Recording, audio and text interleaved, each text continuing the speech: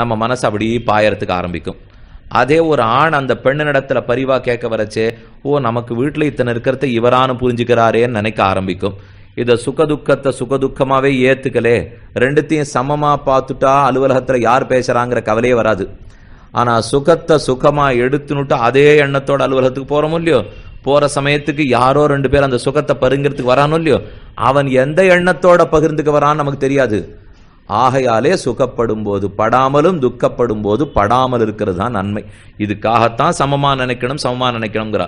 நமக்குள்ள நடந்த சண்டை உள்ள இருக்க வேண்டுமே தவிர அதை எடுத்துன்னு போய் இன்னொரு இடத்துல சொல்லிக்குள்ள போய் அவன் நண்பன் அல்லவானே தெரியாமல் இருந்து எத்தனை ஆபத்துல போய் முடியறது இன்னைக்கு. அதுவும் ராத்திரி பல வேளையில திரும்பி வர வேண்டிய தேவை இருக்கு. சொல்றச்சே இப்படி சொல்லுவோம், முடிந்தது 12 மணி ஆறுது, என் பிள்ளையோ பொண்ணோ அவ்வளவு நேரம் உழைக்கிறா, ஆனா வண்டியில கொண்டு விட்டுறா தெரியுமோ அப்படின்னு சொல்லிடுவோம்.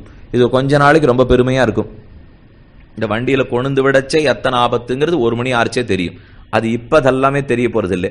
ஆக இப்பவே எல்லாரும் புரிஞ்சுக்க ஆரம்பிச்சிட்டார்கள். இந்த கார்த்தால 7:15 போயிட்டு ராத்திரி 11:15 வரைக்கும் உழைக்கிறதுனாலே பெருசா நாம சாதிச்சுடுறது இல்லை.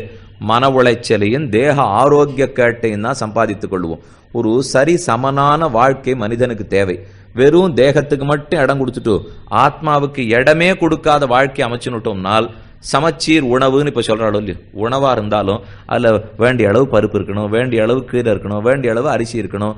அதே போல வாழ்க்கையிலையும் எல்லாமே, அது கேளிக்கையா இருக்கட்டும், சங்கீதமா இருக்கட்டும், உபன்யாசமா இருக்கட்டும், சம்பாதிக்கிறதாகட்டும், சமமான அளவுல வச்சுக்காமல் ஒன்றை மட்டுமே நினைச்சிருந்து 24 மணி நேரத்துல 20 மணி நேரம் உழைச்சு களைச்சுட்டால் குடும்ப வாழ்க்கை கண்டிப்பாக பாதிக்கப்படும்.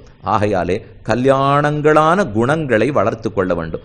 அதீதமா சோகப்படக்கூடாது, அதீதமா சந்தோஷப்படவும் கூடாது. இந்த 7 இருந்தாத்தான் பக்தின்னு விட்டார்.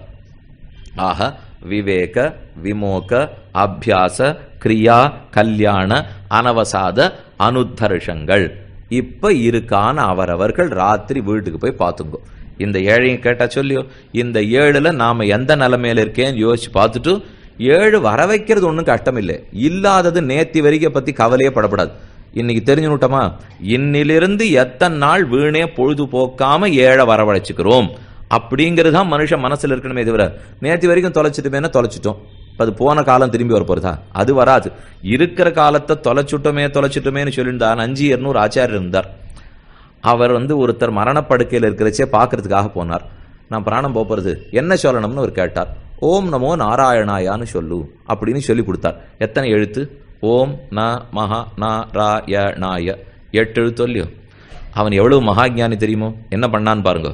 ஓம் நமோ நாராயணாயான்னு சொல்லுன்னா ஆமாகில் சொல்லி பார்க்கிறேன் அப்படின்னு அவன் பதில் சொன்னான். அப்படின்னா முடிஞ்சா சொல்றேன்னு அர்த்தம். ஆமாகில் சொல்லி பார்க்கிறேன், எண்ணி பார்த்தா 8 எழுத்து.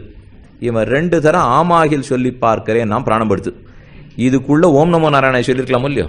இவன் ஆமாகில் சொல்லி பார்க்கிறேன்னா சொல்லி பார்க்கறதுக்குள்ளே பிராணப்படுத்து. அதனால இருக்கிற நாழிக்குள்ளே புரிஞ்சுனுட்டோம்னா புரிஞ்சுனிடத்தை செயல்படுத்துறதுல நமக்கு நோக்கம் இருக்கணுமே தவிர ஓ இத்தனை நாள் விட்டுட்டோமேன்னு கவலைப்படுறதுல அர்த்தம் இல்லை.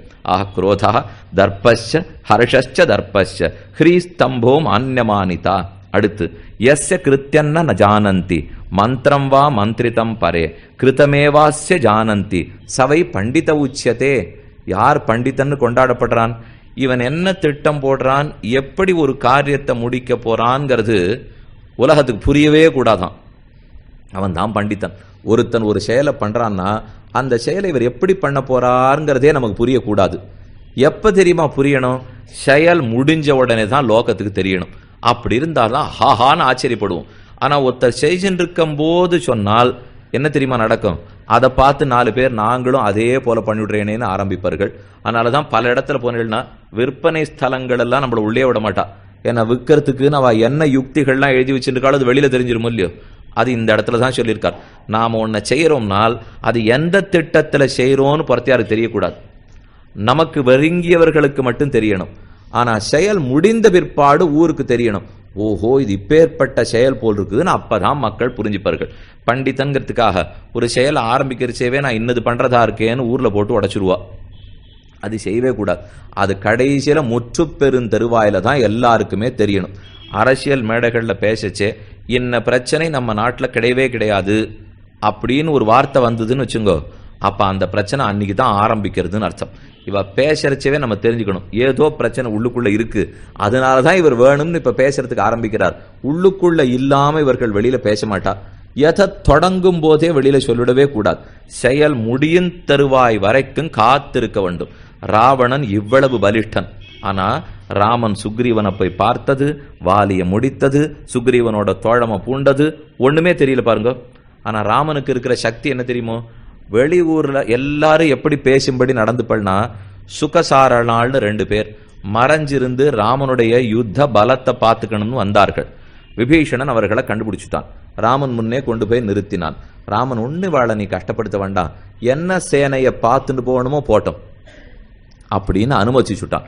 அவர்களுக்கு ரொம்ப ஆனந்தம். எப்படி ராமன் நம்மளை இவ்வளவு தூரம் மர்மத்தெல்லாம் பார்க்க விடுறாரு, சேனையினுடைய மர்மத்தை பார்க்க விடக்கூடாதுன்னு. மீண்டும் அடுத்த தெய்வீக இறை அருட்பகுதியில் சந்திக்கும் வரை உங்களிடமிருந்து விடைபெறுவது முருகனடியார்கள் சீனிவாசன் விஸ்வநாதன். வணக்கம். வெற்றிவேல் முருகன் கரோகரா, வள்ளிமா கரோகரா, கச்சிம்பேஷன்மான் கரோகரா.